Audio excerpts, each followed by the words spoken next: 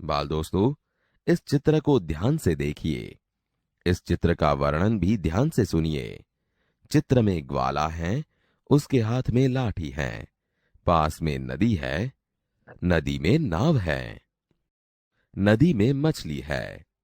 नदी में कमल के फूल हैं। नदी के किनारे पेड़ हैं। आकाश में बादल है।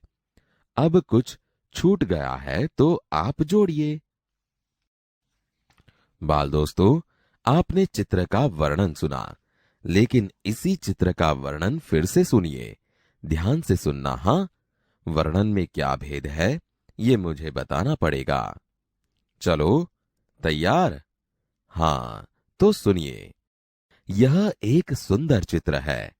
चित्र में एक ग्वाला है। उसके हाथ में लंबी लाठी है। पास में एक बड़ी नदी है। नदी में 2 नाव हैं। नदी में 3 मछलियां हैं।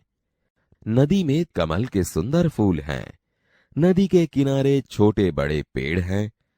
आकाश में काले काले बादल हैं। हाँ, ध्यान से सुनना था। हाँ, तो अब बताइए क्या नया लगा? हाँ, तुम सही हो। तो इन वाक्यों में एक सुंदर, एक लंबी, बड़ी, 2, 3, कमल, सुंदर, छोटे बड़े, काले काले जैसे शब्दों का विशेष रूप से प्रयोग हुआ है। इसे विशेषण कहा जाता है।